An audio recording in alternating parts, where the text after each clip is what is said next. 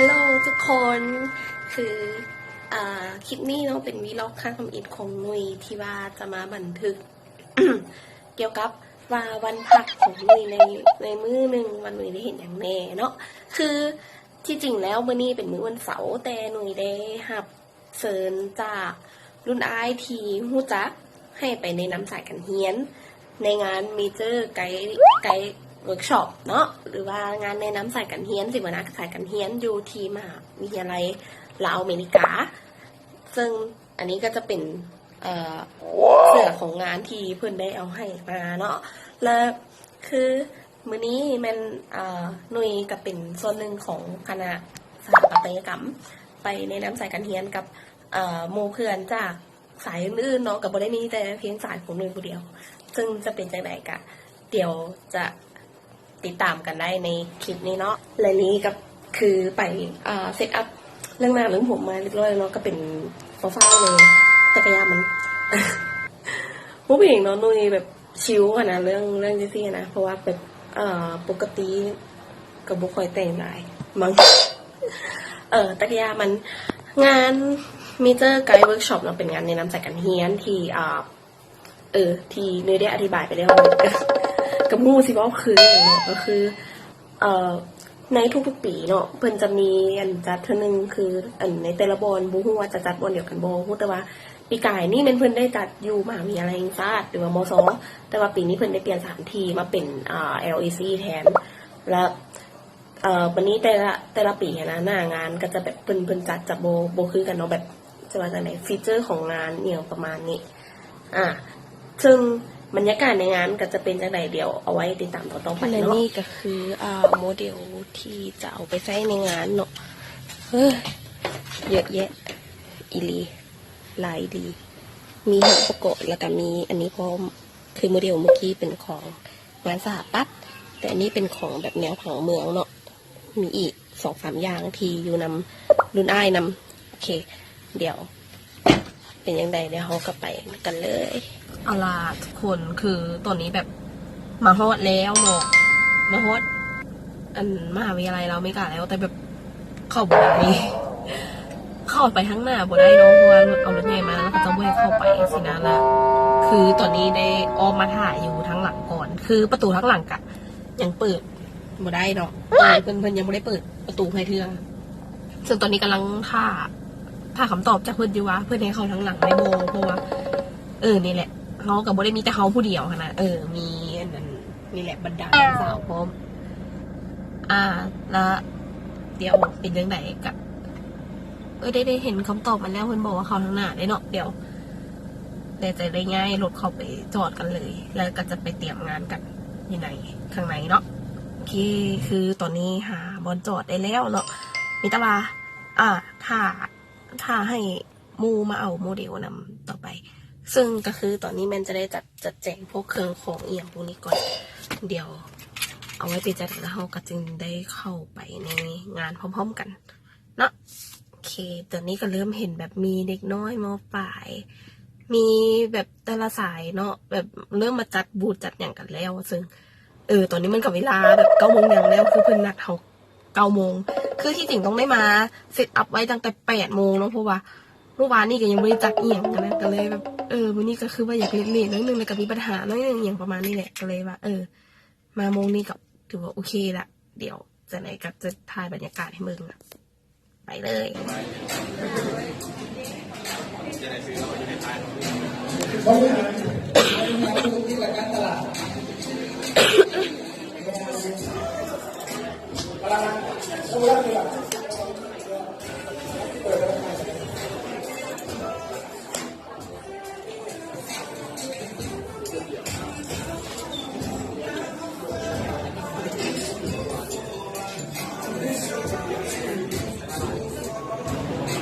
ตอนนี้ก็คือจะเป็นบรรยากาศของห้อง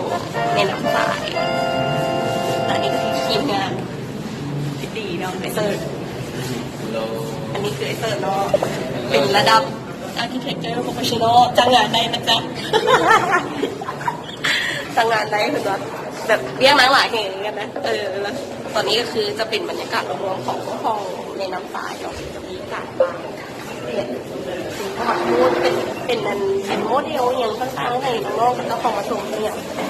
ซึ่งมันกับกระถึกน้องเติมหนึ่งเขา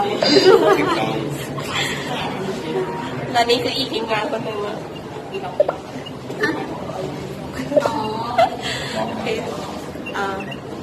ตอนนี้ก็คือแบบกำลังเริ่มเนาะมือแรกแห้งมาตัวเองก็นั่งลงเลยบนสบายจริงนะแต่คือบรรยากาศอันนี้คือจะเป็นตอนเริ่มเนาะคือจะเมื่อเช้ามันมีพิธีเปิดอยู่ชั้น3แต่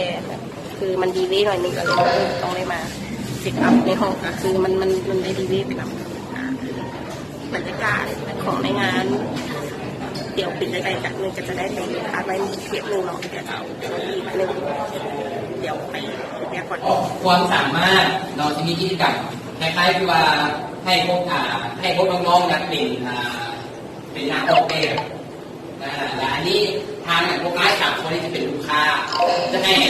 ไปสร้างงานน้องแล้วน้องก็จะออกแบบเนี่ยเอาเป็นทักษะพื้นฐานเลยซึ่งครับจะมาเข้าเกี่ยวกับคณะสถาปัตยกรรมศาสตร์ด้านภาษาโอเคเนาะตอนนี้คือเป็นให้น้องๆเห็นกิจกรรมให้น้องๆเห็นกิจกรรมแบบว่าได้ขัดมือก็คือให้อาจจะมีเตี้ยให้อาจจะมีให้กับเจ้าแบบเต้มได้ไหนให้เต้มบ้านตัวเองเต้มออกมาให้มันใช้คุ้มคิดได้หลายสุดก็คืออันนี้ให้กับเจ้าใช้คุ้มคิดแบบยังเต็มที่เนาะอันนี้ก็จะเป็นบรรยากาศตัวอย่างเรื่องนี้อันเดียวก็มีบรรยากาศรวมๆก็จะเป็นกระถึกไม้หนึ่ง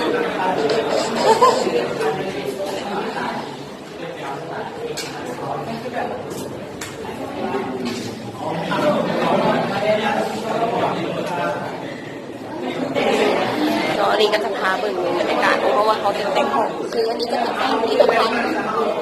จะมีอุปกรณ์เนี่ยต่างๆเขามาโชว์อันนี้ก็คือของฝั่งเมืองของสายเรียนเป็นแบบอันนี้จะเป็นโรงแรมของประเทศต่างซึ่งในงานตัวนี้มันกับบริเวณแต่สาขาเดียวแล้วคือมีสาขาอื่นคืออันนี้เป็นของมีทุกสาขาอยู่ในปีเรียนอยู่ในมส.หรือว่าสถาบันอื่นๆเนาะที่ว่าก็ต้องได้มาแนะนำสายการเรียนของตัวเองอย่างนี้อันนี้จะเป็นห้องเช่าแล้วมันมีมื้อนึงมันจะมี3 ห้องในการที่2 มื้อใน1 มื้อแต่รูปแบบแบบให้กิจกรรมของเราแบบกับแตกต่างกันออกไป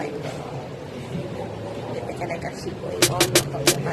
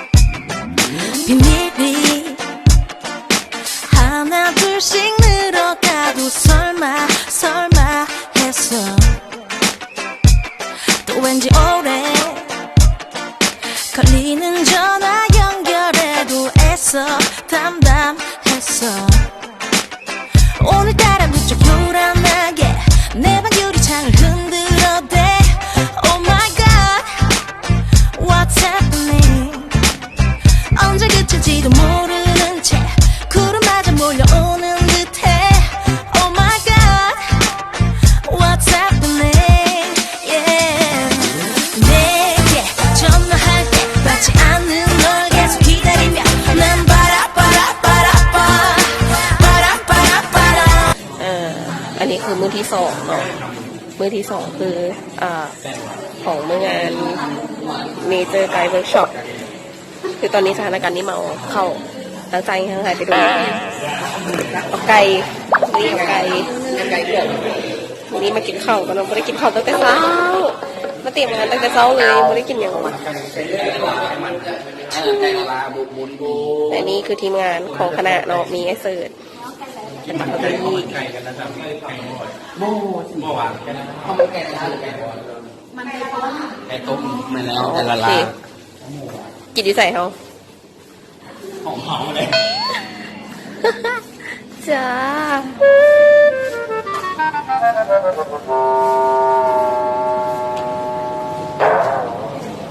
กล่องเดียวสิพออ่ะไอ้เสิร์ฟกล่องเดียวมันสิพออ่ะยังไม่ได้กินอย่างตั้งแต่เช้า ยังไม่ได้หิวเลย ยังไม่ได้หิวอย่างยังไม่ได้กินเลยสิ ยังไม่ได้กินสิ ตายแล้วตายแล้ว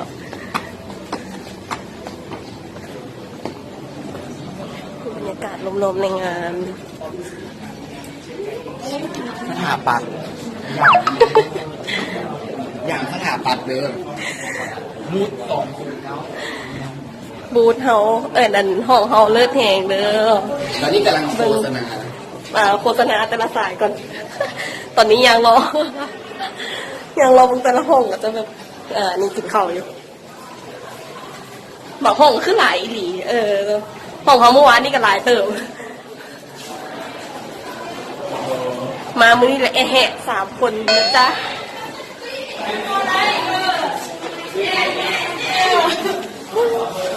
มีห้องการเมืองที่เอาถึงกฎหมายการปกครองและนี่คือห้องเขาเองจ้า ใช่มาเลย เลิศเลอเบอร์วังอันหลังอีหยังขนาดนี้ค่ะจ้ะ อันนี้คือสาขาภาควิชาสถาปัตย์ โฆษณา ต้องกินมันบอกมันจึงเบา กินก่อนนะกินก่อน เข้าเริ่มกินเข้ายังเป็นเราจ้ากินข้าวก่อนเป็นต่อต่อกลับมาแล้วห้องบ่ายเนาะห้องบ่ายของเนี่ยการงานในนามสายการเรียนเนาะตอนนี้คือยังไม่มีคนเข้ามาก็ยังกำลังรอถ่ายอยู่ก็มีการถ่ายรูปเล็กๆน้อยๆถ่าย น้องกำลังถ่ายน้องเป็นเซอร์เลยเข้ามาเลยอะไรเลย สวยเลยว่ะอันน้องไปเข้ามาห้องนี้มาเลยเด้อเข้ามาเลยก็ได้ท่านไผ่สนใจเข้ามาเลยนี่ก็จะเป็นบรรยากาศรวมๆนะจ๊ะอยากเห็นหน้าตัวเองในกล้องเลยจ้ะ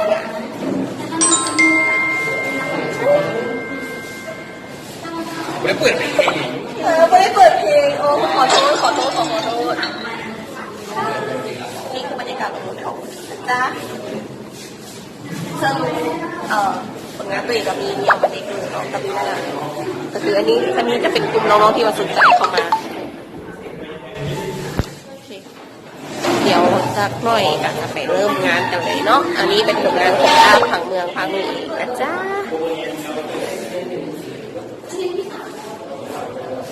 ฮัลโหลและตอนนี้เนาะคือกำลังอยู่ในห้องพังเมืองกับเจสัน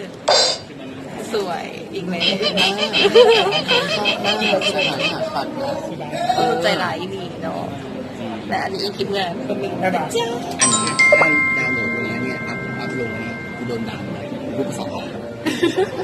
ดราม่าเลยรามสับดราม่า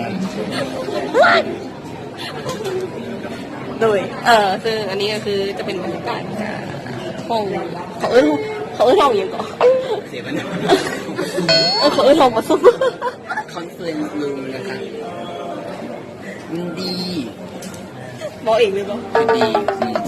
จะหน่อยเพื่อนจะสรุปรวบรวมเกี่ยวกับอย่างของการเสวนาในน้ำสายอาชีพของนักการมาว่าเป็นอะไรนอนแล้วกันดีโบหรือบดีซึ่งคณะของเราก็คือมีผู้คนสนใจมีเนาะ คือคาด exhibition ในห้องของเรากันกิจกรรมต่างๆได้ทำความสนใจหลาย นี่ถ้าเบิ่งอันบล็อกของอันโตที่ก่อนๆมีแมนเพลงแบบมีเพลงเข้ามาป้าปั่นทรงยินงาน นี่ทำประกาศ ลาวท็อปเอ็กซ์โปที่จัดอยู่ที่หอประชุมแห่งชาติเมืองบางซึ่งอันนี้เป็นห้องเทป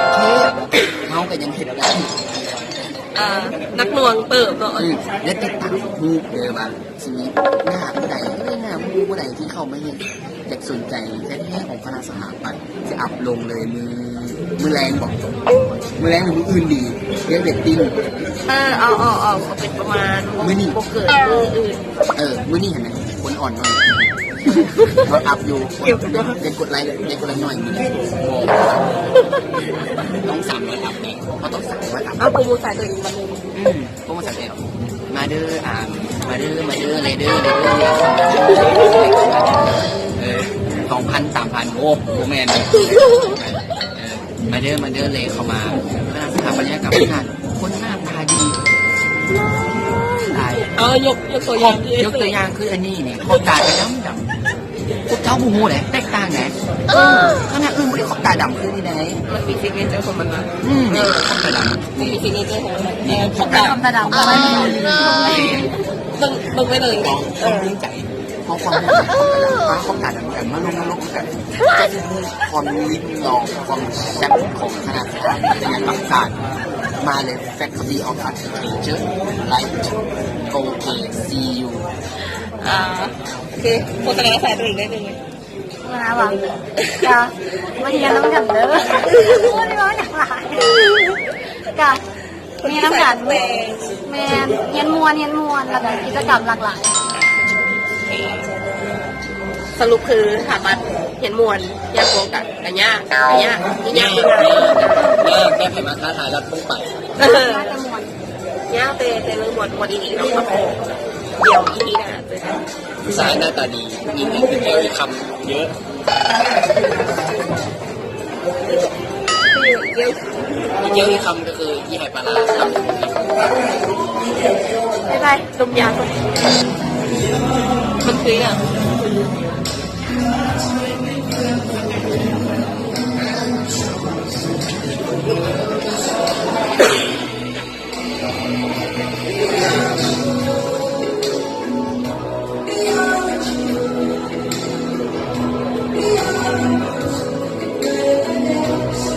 ซอกหาหน้าตัวเองเลยเสือ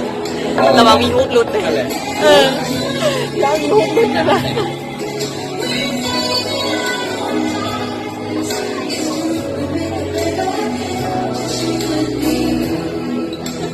ว้าวพวกอันนั้นว่ะพวกปลาไม้มา เฮ้ยน่าสนใจ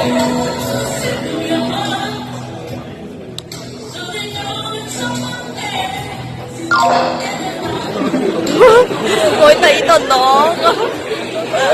ตีต้นน้อง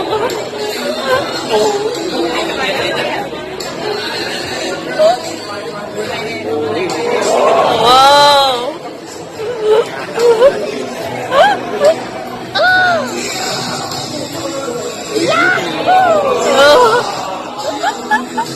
ด่างใหญ่เบ้อเลย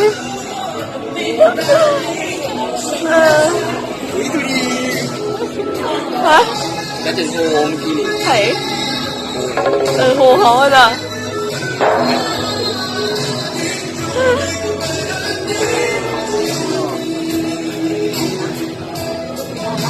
เขาดีใจเพื่อ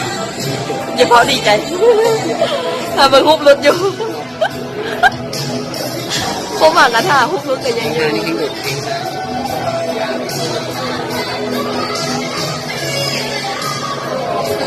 โอ้ยเลยพวกแพทย์ศาสตร์อ่ะเด้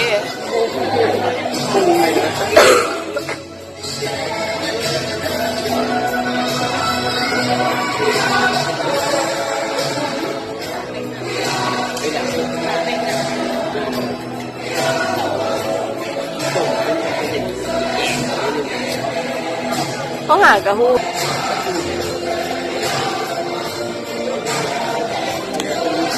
มีความรู้สึกยังไงเซอร์ทีจะได้เห็นรูปรถตัวเองในวัยนี้ กลัวมากตอนนี้นี่กลัวมากกลัวเขาหัวร้อน ในคลิปนี้ก็บอกเองเลยนะ นี่ก็พักก่อนเนี่ย เอาเบิ่งมา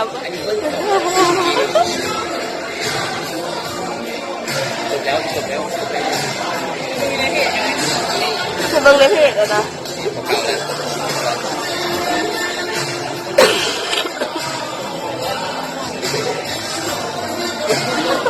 ไหนต้นโตโอ้ยเผ็ดกระบาดเลยเอาว่าใส่ฮุกไปไหน